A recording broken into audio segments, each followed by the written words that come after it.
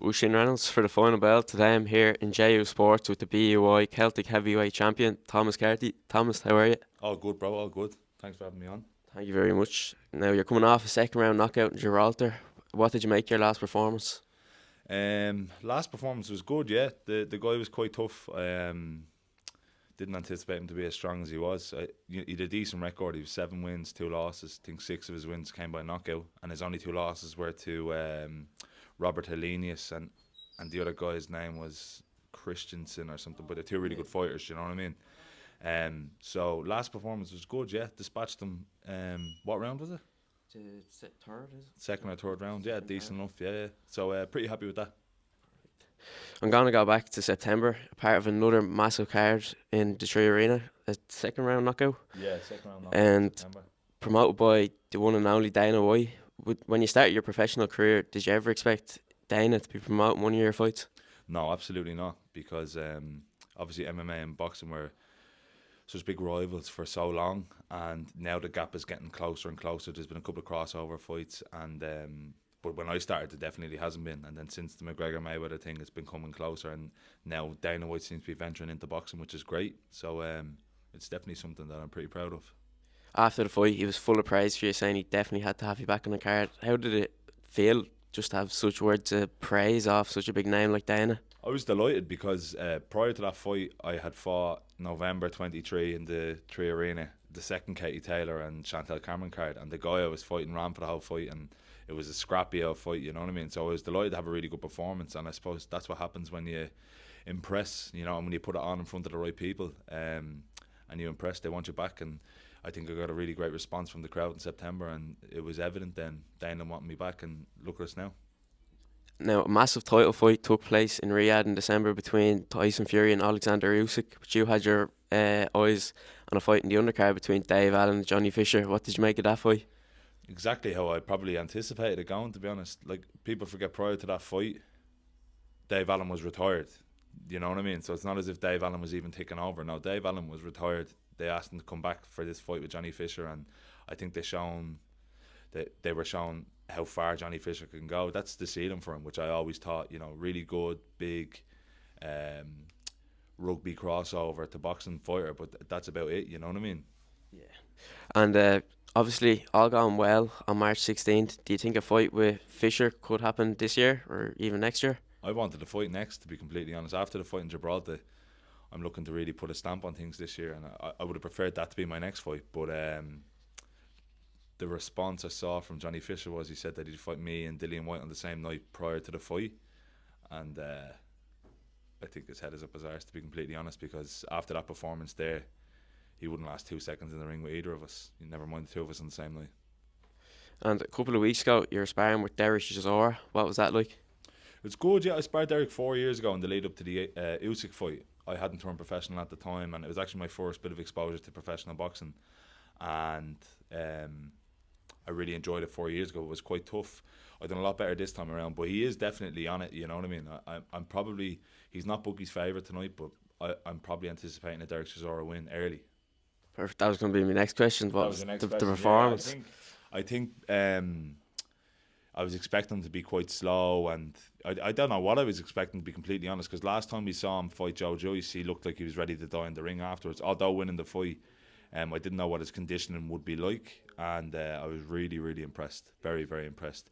Looks like he's kind of rolled back the clock, to be completely honest, and I'm looking forward to it tonight. Good. And now on March 16th, you'll take on DeJuan Calloway, who's hiding behind us over here. Yeah. How did this fight come about? This fight came about, obviously Dana wanted me on this card. Callum was announced, then they were looking for an opponent for me, and like always, it's very difficult to find a guy of calibre to say yes, and looks like this fella is being fed to the slaughter, to be completely honest. And we were looking to get a couple of different fellas, local lads. This guy accepted, so fair play to him. I'm delighted now to have a fight, and he hasn't pulled out yet. It looks like he's probably going to end up fighting me on the night, which is great. Usually I have 2 or 3 pullouts, so I'm really looking forward to it. How's preparation gone for this fight?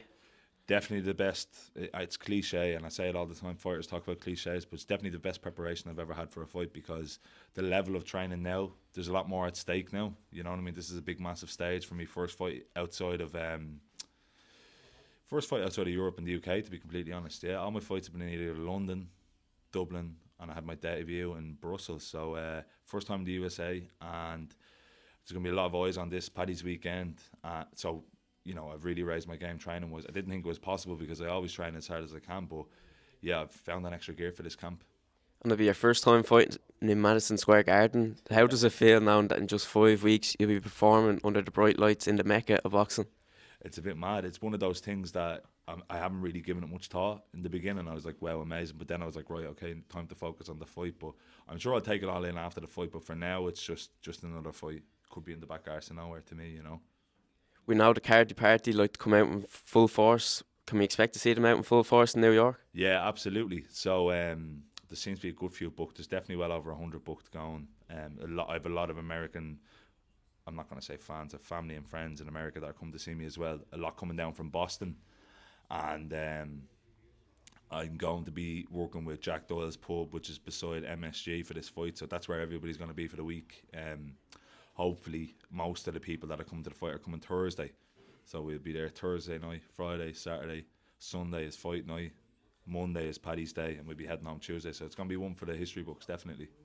And it'll be another big night for Irish boxing. Obviously, the card packed with Irish fighters. How does it feel to be part of such another big card for Irish boxing? Yeah, for me, the way things are going lately, I've been on both the Katie Taylor cards. I was on the September one there with UFC. It seems to be a common occurrence that I'm involved in all the big cards. So I wouldn't say I'm getting used to it, but it's bigger and better all the time. And yeah, I'm pretty proud, to be completely honest. I didn't think I'd ever end up outside of Dublin, never mind Ireland, you know what I mean, boxing. So here we are, next fight in MSG.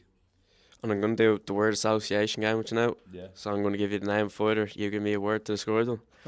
So first up, Tyson Fury. The best. Derek Chisora. Violent. Dillian White. Paddy. Dana White. I don't know. Rich. Johnny Walker. Madman. DeJuan Calloway. Dead man walking. And the last one, Thomas Carty. Future go. And lastly, Thomas, you're coming off 9 stoppage wins in a row. Can we expect to see the 10th on March 16th? No intentions of slowing down on the knockouts. This is going to be the best one. I'm coming in probably the lightest I've come in my career for this fight. So that shows you how dialed in I am. I thought I was training hard for September, and I did train really hard, and I ended up weighing in probably my career heaviest. So this is a complete flip around. I'm coming in at probably about 113, 114 kilos. I'm going to be ripped and ready for this one. So you can expect another short night. And if it's not a short night, you can expect an awful lot of pain coming his way. Yeah. Thomas Carty takes on DeJuan Calloway live on the UFC Fight Pass March 16th in the theatre at Madison Square Garden. Thomas, thanks very much. Thank you, bud. Thanks for having me.